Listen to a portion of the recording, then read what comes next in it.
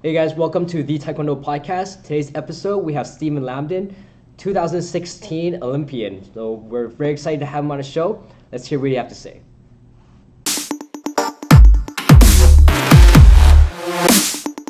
Okay, everybody, welcome to another episode from the Taekwondo podcast. Today we have a very special guest, Stephen Lambdin. Stephen Lambdin is an Olympian. He competed at the 2016 Rio Olympics. So it is a pleasure and honor to have you on our podcast. Thank you so much for taking time out of your busy day to chat with us. So a little brief overview of Stephen's career path. 2017, he was the quarterfinalist in the World Championships. He also won the Costa Rica Open. And without me going into a huge long list of what he's accomplished, because Stephen's been in the game for a very long time. So I'm going to let you talk about yourself, brag about your accomplishments, and take it from here. First of all, thanks for having me. I really appreciate it. If I were to give you the 30,000-foot overview, I guess. So I started Taekwondo when I was 5 with Coach Jeff Pennerock in Texas. That was late 1994, early 1995. Then in 2002, I made the junior national team for the first time. Went on to make it 2 more times after that. So 3 out of the 4 years I was eligible. Then in 2006, I became the second youngest heavyweight to make the senior national team on my 18th birthday, actually. What a hell of a birthday gift. It could be worse, right? Then, let's see here. I moved to LA to go to school for a couple of years. I prolonged that just so I could keep fighting at the collegiate level because there's good experience there. Mm-hmm. I hold the U.S. record for most number of collegiate teams for a male at 6. Then, let's see here, moved back to Oklahoma City for some specific training partners.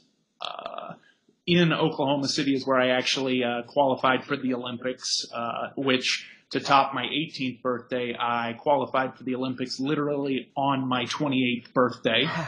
So as it turns out, I could do a little better. Then a couple years ago, moved back to the Dallas-Fort Worth area, got married, and have been pursuing the 2020 games ever since. Living the athlete dream. Trying to. Yeah. So why did you get started into Taekwondo? What was that motivation? Was it, just your parents put you in for discipline, or what was the reason to get in? So I had wanted to do, at the time, I just called it karate. I'd wanted to do karate for a little bit, but my mom thought it was going to be too violent, and I bugged her until she finally said yes, and there just happened to be a Taekwondo gym across the street that my mom literally took me over there, signed me up for like the 1 month free, $70 comes with a uniform kind of a thing, thinking that, okay, he'll do it for a week and get it out of his system and then be done. And a lot of money later, she's still so. Yeah, no kidding. But I got started essentially because I wanted to be a Ninja Turtle, just like every other Taekwondo or martial artist that's ever existed at that age. Yeah. I was not a Ninja Turtle. I wanted to be a Power Ranger. So. Oh yeah, there you go. It's Ninja Turtles, Power Rangers, Batman. Pretty much, Yeah. All right. So setbacks. You've obviously had a long career. You were in that time frame where it was prior to the electronic body protector. What kind of setbacks have you had in your career? Some interesting ones in that, like, for example, the first year I made the junior team. I made the junior team at 14, so I was kind of expected to make it at 15 as well, and I ended up coming in second, which was a pretty tough loss at the time, but, in the grand scheme of things, it wasn't the worst thing overall. I'd say probably the biggest setback I had was a week before the 2009 U.S. team trials. I actually tore my Achilles tendon. Oh, wow. And so I flew home from LA because I was living in LA at the time. I flew home from LA and had the surgery to repair it, and they just reattached it. But I had to get back for the start of the semester at college. And when I went back, the thing about my home in LA was it had these really beautiful wood floors. I was wearing my boot and everything. My crutch slipped out from under me about a week after my surgery. I stomped on the boot and re-ruptured it. And so I had to, it was, what's funny is the first one didn't hurt. The second one hurt really bad because I could literally feel the sutures pulling apart. That one destroyed it bad enough that when I went back, not only did I have to have a second surgery, but they had to do a cadaver graft. So they cut out part of my tendon and took the tendon from a cadaver. And that was supposed to be about a year and 3-month recovery time. And through some aggressive physical therapy and some stick-to-itiveness, I was actually back in competition 6 months to the day. But I mean, in fairness, mobility has never been the same in that ankle. It's definitely been something I had to overcome. But that was a really tough setback because obviously it was leading into things like the 2009 World Championships, and so it basically ruined that quad as far as getting to the 2012 Olympics for me because I mean I flat missed out on one of the biggest qualification events. All right, well, let's go back even a bit more before that, like before the time of the electronic body protector. Yeah. What's your opinion on the electronic body protector? Is it good? Is it bad? I know there's kind of pros and cons, but what's your opinion of it? I put this argument because I hear it pretty regularly. I put this argument in the same idea of like you ever watch ESPN and you hear Charles Barkley talking about how the league is soft, and it's like I can't name a single sport, and thus far I haven't found anybody that can name a single sport that has devolved, as in it's gotten easier. And so, if anything, I think the EBP is the personification of what the actual rules are. So it's like, while I don't like it and it's not fair for everybody, right? Like everybody has to fight the same problems, but at the end of the day, you still have to put your foot on the chest guard, whereas in the past, you could kick somebody in the butt and make a bunch of noise and yell and fall down, and they'd be like, oh, that's the point. It's like, I mean, if anything, I don't think it's as attractive visually I don't think it's as attractive visually as a sport anymore, but it's evolved in the sense that I'm not going to do all this crazy stuff that might not touch the chest guard when I can just do cut, kick, and follow, and it's going to hit the chest guard. So I'm a big fan of it in the sense that, you actually have to do what the original intent was, and you have to hit the person in the designated scoring area. And so it's, like I said, it's not in the nature of sports to devolve. So that I don't think that argument holds a lot of water. I think some of the main complaints about the system is, one, as you mentioned, that people aren't able to get away with a lot of the things that they used to. You know, before a solid sound with like a convincing cheer, you can probably get away with it. And based off your reputation, you know, if you're a world champion or whatever, you make a loud sound, you might be able to get away with it. Whereas now, most people have to work equally hard to get the point.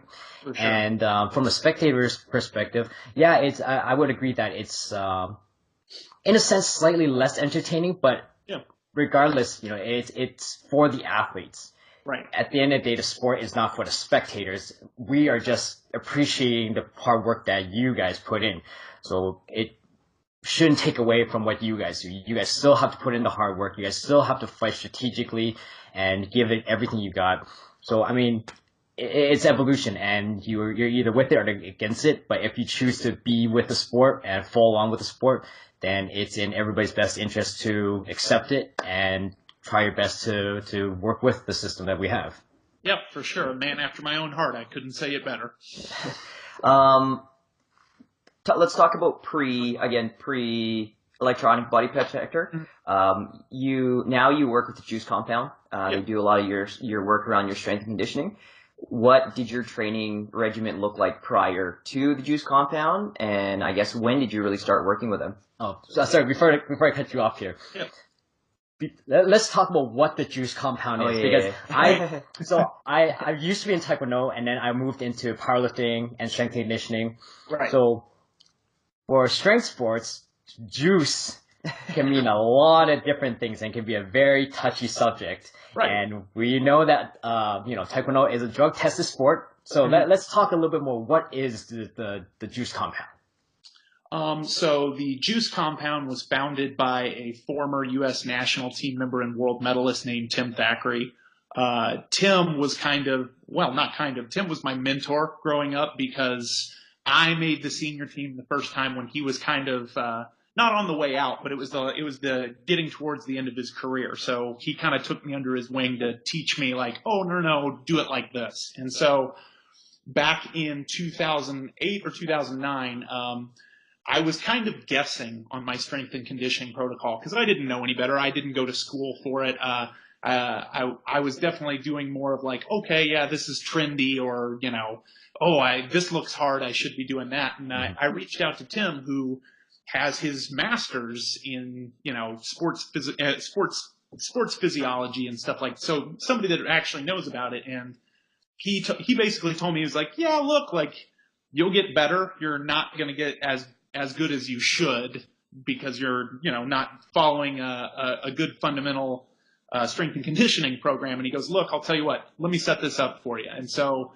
I was actually his first client, and through working with me, it kind of became the genesis of, like, I could do this. I could do individualized remote programming for athletes all over that have the same problem that, I had. And so the company named Juice came from the fact, a combination of things that, it's the juice in that it's that secret sauce that everybody's always after, of like, what's that, what is he doing that's so different? It's like, it's funny because it's kind of an inside joke, the whole, like you said, it's got a very negative connotation for some sports, in that, like, oh yeah, well, but that's against drug testing. And it's like, that's part of the joke, in that it's the juice. And you can say things like, well, the reason I'm getting so much better is because I'm on the juice. And it's like, you're not doing anything illegal. As a matter of fact, you're just training much, much smarter. And so it's, like Tim will put it, that it's actually the real secret juice to getting better and getting your results. So a long-winded answer, but interesting history behind it for sure. So it's not a juice cleanse. It's not it's not PEDs. So let's just get that out of the way. Yeah. But I think that's a very refreshing take. Him and I, we both trained together back in the day, and we definitely, now that knowing what we know now, we definitely could have benefited from a more structured strength conditioning protocol.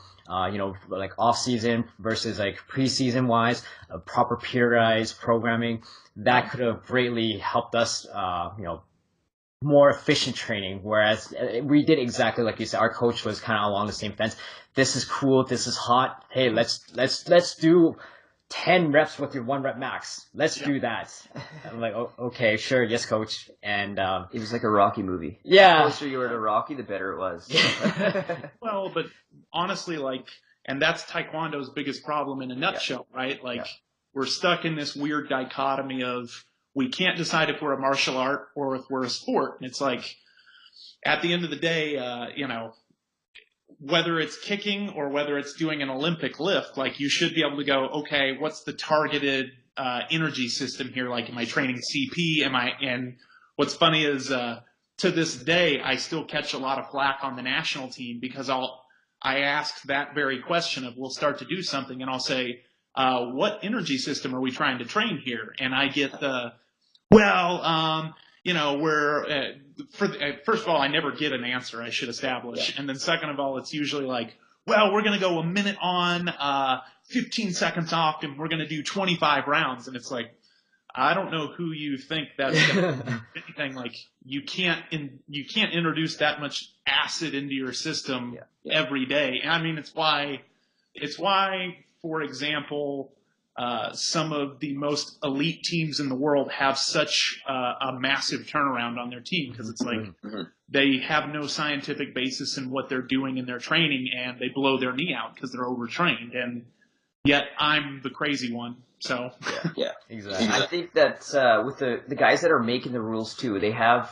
I guess it'd be good to get your opinion on the new rules as well. But with the new rules and then the amount of action that they want, but at the same time they're saying that they want to see these spins and they want to see the exchanges. Like I don't think they know physiologically. There's like only a handful of like very, very gifted people naturally that can get to that point. Yes, we can train towards, looking like Servette, but we're not going to. But yeah, it's a funny thing how these people that are making the rules and also like these high level coaches have no history or education or even knowledge around like you talking about energy systems. They don't even know what that means. So. But go for it. Oh no, I was just going to say it's I think I've thought about this a lot. A lot of the new rules are just designed to fix symptoms of the problem. Yeah. And realistically, the main problem is that I can do a cut kick and scrape the chest guard and it scores triple the threshold, whereas I can rock somebody with a back leg roundhouse kick and it doesn't score. And so my big argument that I've always made was that if you drop the threshold on the chest guard to virtually nothing, so that theoretically everything scores, not only would it encourage kicking, but on top of it, it makes it spectator friendly in the sense that who doesn't want to watch Aaron Cook in a match in the finals of a tournament that is 82-79 at the buzzer? Yeah. Like, because at the end of the day, I'm not going to risk some, 4-point kick that has a really, really, really low percentage chance of scoring when I can just do a cut kick that has a higher percentage chance and it also doesn't open up my chest guard. So it's exactly. I mean, they're trying to fix symptoms and rather than just fixing the actual problem. Yeah. I always say they should put sensors in the arm pads and they would just exchange like crazy. So kind of going back, in a nutshell, how would you say your training has changed or evolved from pre-juice to post-juice compound?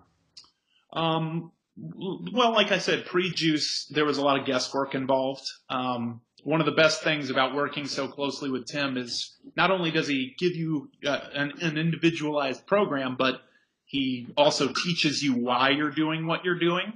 And so he's very quick anytime that I go, well, hey, I thought I should be doing it like this. And he'll go, no, we're targeting this energy system. We're working under fatigue here, whatever the reason is. So it took a lot of the guesswork out. And then on top of it, I would say if I had to put in a nutshell what the biggest change would be, it would be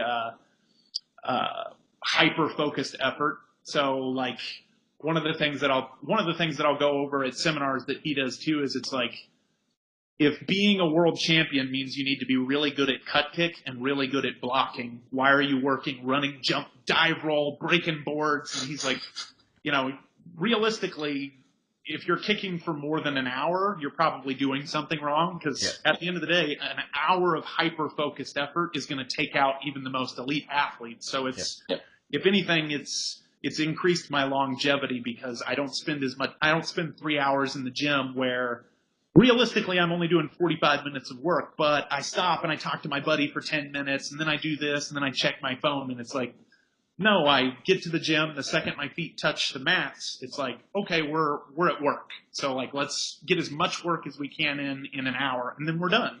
And so that's probably the biggest change for sure. And I'm sure your ankles really thank you for that too. Yeah, it doesn't help to be 230 pounds in a combat sport. That's for sure. Yeah. Okay, let's go let's talk about the Olympics. Not every day we get to talk to an Olympian, so I think that's one section that a lot of people would like to hear. Do you want to take us through your journey there? Yeah, for sure. So one of my favorite stories that I like to tell people is back when I first made the national team in 2006, a very, very well-established national team coach pulled me aside and I was fighting heavyweight at the time still. I always have. And he pulled me aside and said that it would be a cold day in hell that I would ever make the Olympic team because I was just too slow. I was just too heavy. I wasn't smart enough and I just wasn't talented enough. And so I'm actually really grateful for that experience because it motivated the hell out of me for sure. But what really kicked off, I guess, how I knew things were going to go well is Olympic qualification for the Pan American region was in a city called Aguas Calientes, Mexico, or literally translated hot water, Mexico.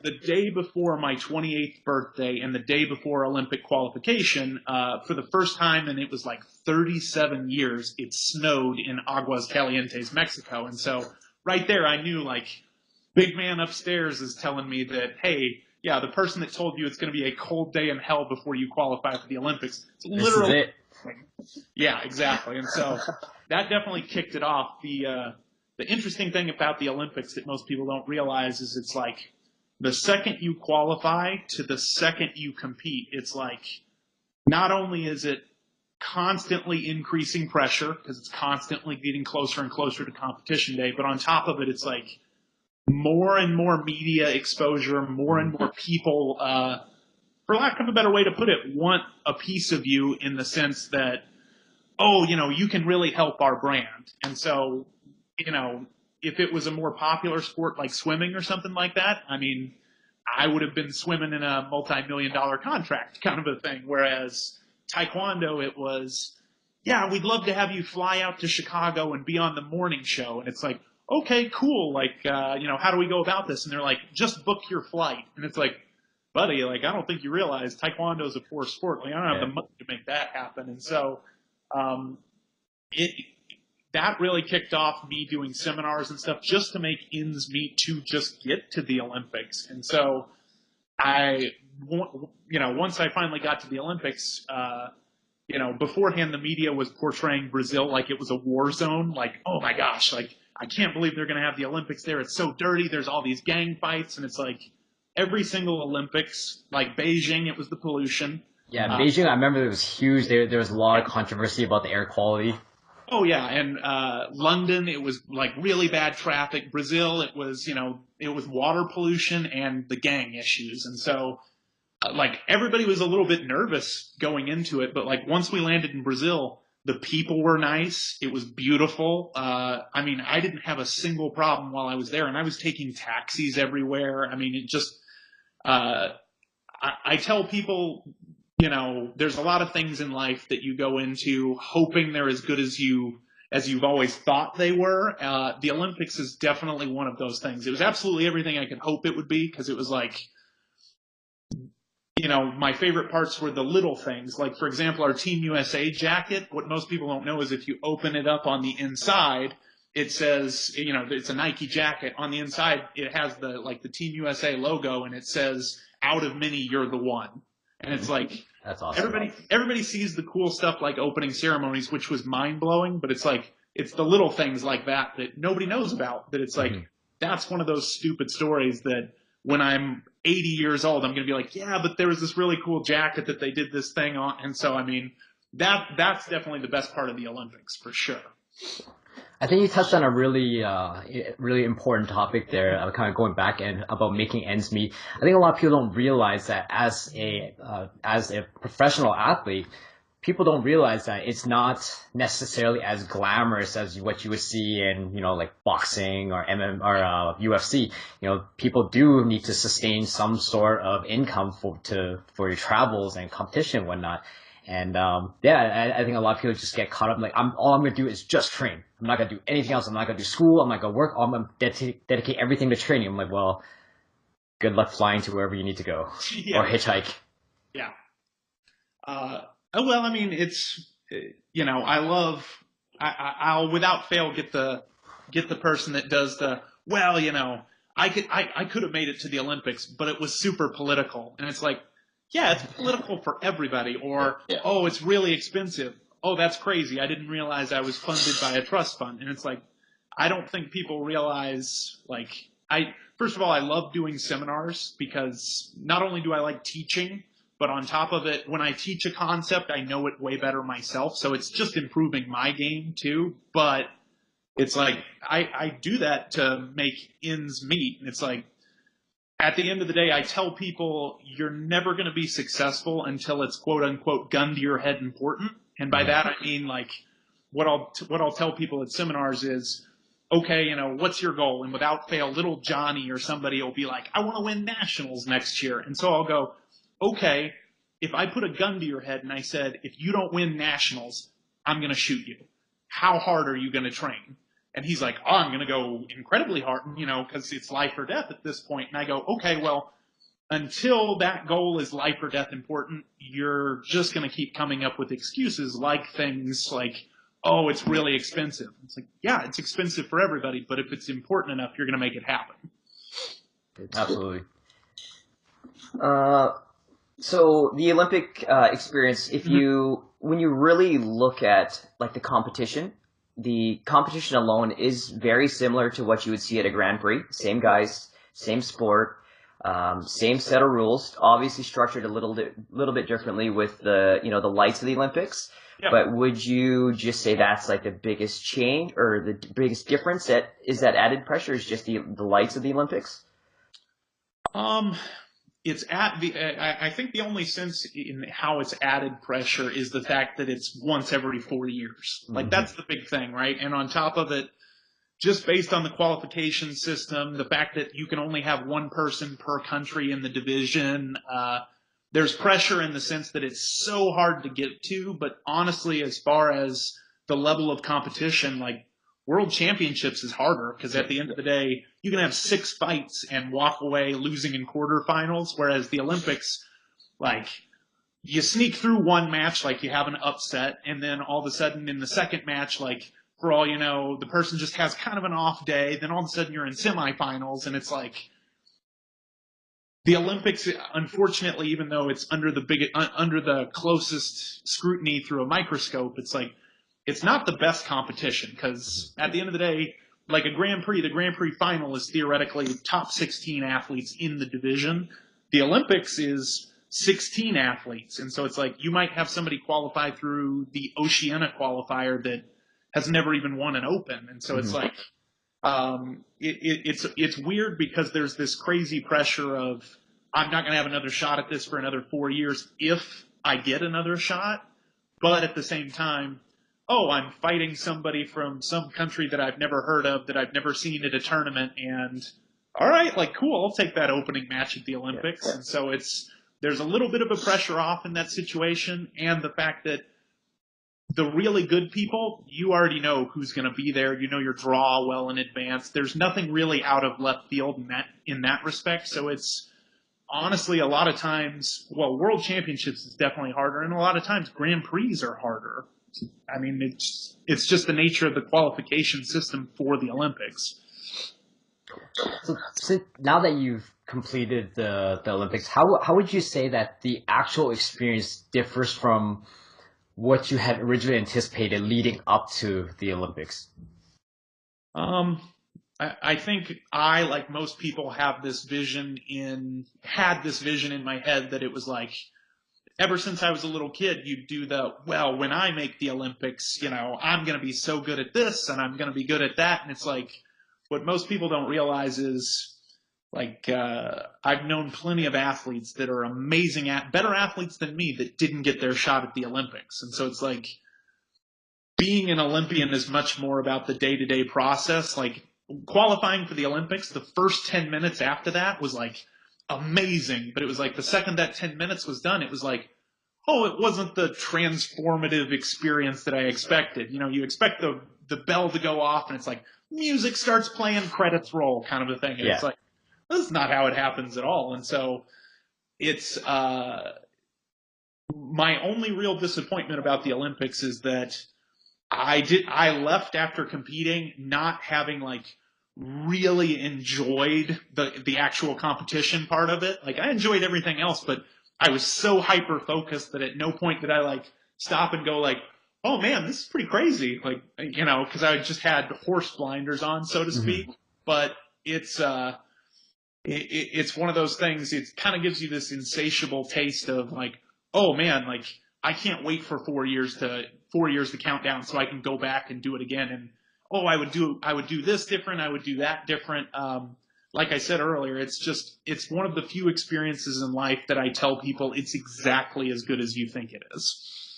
So right now, you're pretty much 2 years and a couple days removed from your first Olympic experience. Right. And so it's probably around that 2 year mark till 2020.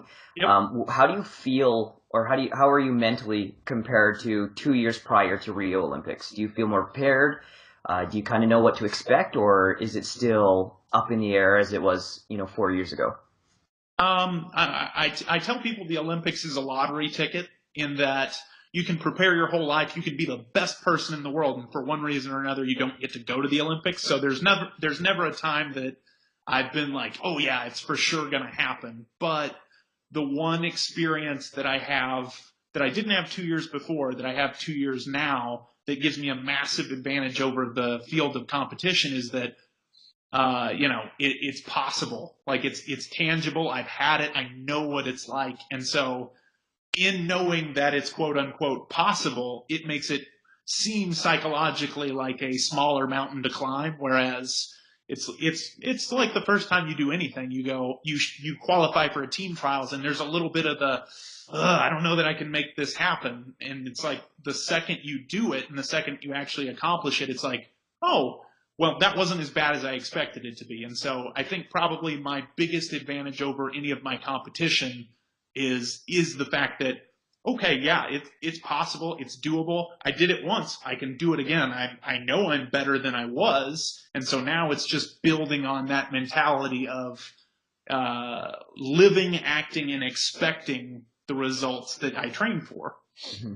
It probably helps a lot that, it kind of got some of the nerves out of the way, that you kind of know what to expect, whereas most people are probably still caught up on the pressure of all the what ifs, whereas you've kind of been there, done that, right? And you kind of just know that it's not as hyped as it's made out to be.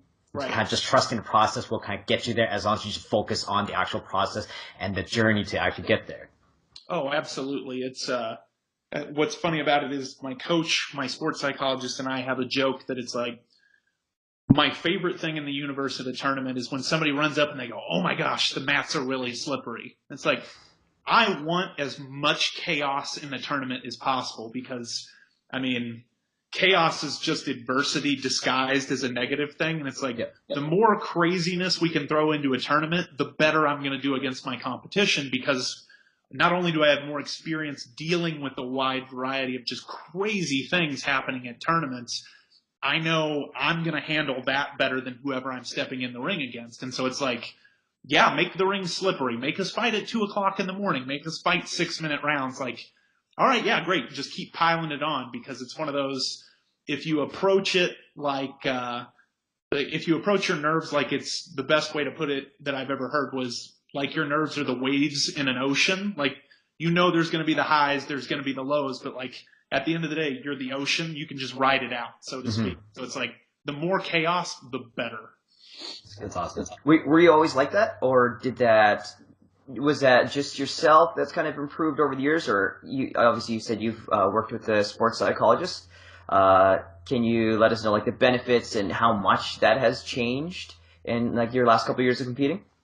I've worked with the same sports psychologist for about 6 years now. She's the head sports psych for the U.S. Olympic Committee's high performance department. She's great, and it's definitely the belief and the approach that adversity is great and like bring as much chaos on as possible is definitely a learned trait. But it's like, it's the quote from the movie Fight Club where he's like, once you've been in a fight, it just kind of turns the volume down on life. And it's like, it's the exact same thing. Once you've been in a certain amount of chaos and craziness in the ring where I haven't eaten in 18 hours and I'm fighting at my final at 2:00 in the morning. Like, once you've done that, when somebody comes up and goes, yeah, did you hear the rings are slippery? It's like, yeah, but I've already dealt with this. So it's almost, you've developed a taste for just the pure chaos that comes with doing a Taekwondo tournament. And so I tell people,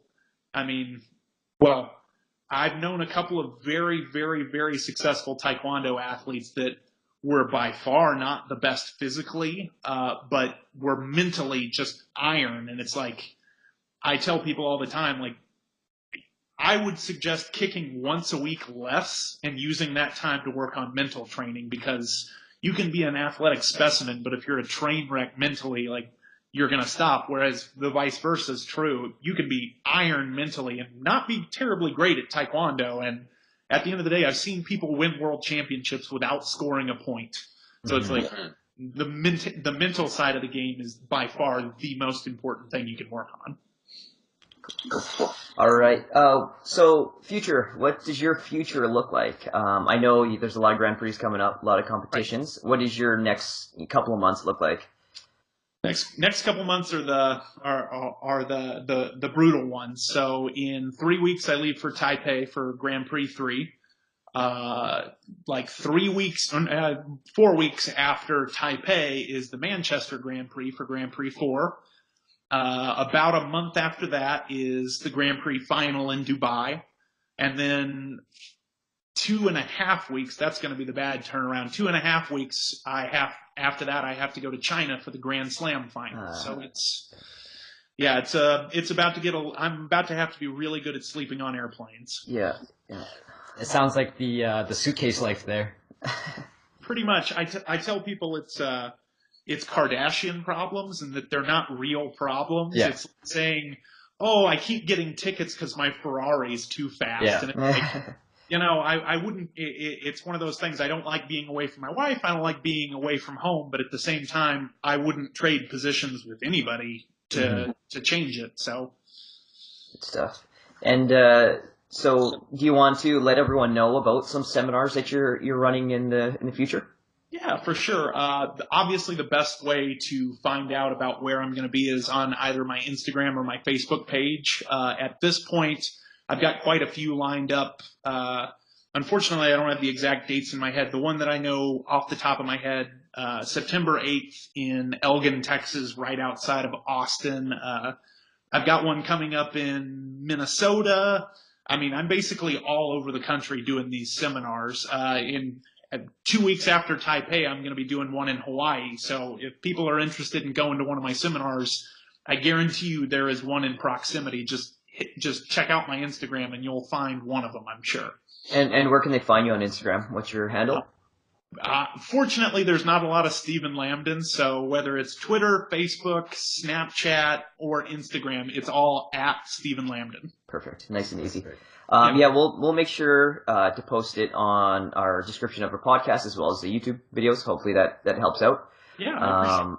And yeah, no, I just want to say thank you. Thanks. I know you're busy. From your Instagram, it seems like you get up early in the morning and get your day started, so we're taking time out of your rest period. So thank you so much for coming on to the show. Yeah, no, guys, thanks for having me. I really appreciate it. Let's do it again. Oh, absolutely. And like I said before, we're excited. Like, you bring on so much knowledge and experience to the table that we'd be more than happy to bring you in for a second episode, and maybe we can deep dive more into the specifics of training. And I'd love to get your intake more on the psychological aspect, because that's something that most people don't really talk about in multiple sports, even in the sport of powerlifting. Psychologically, people don't really talk about a whole lot of preparation for that specifically. It's just train, and you just go and just do it. So I'd really love to get your take on that. Yeah, definitely. All right. Well, thank you again. Thank you for your time. And we will definitely chat with you soon. Awesome, man. I appreciate it. All right. Okay. Thank you. Have a good day. Thank you. Yep.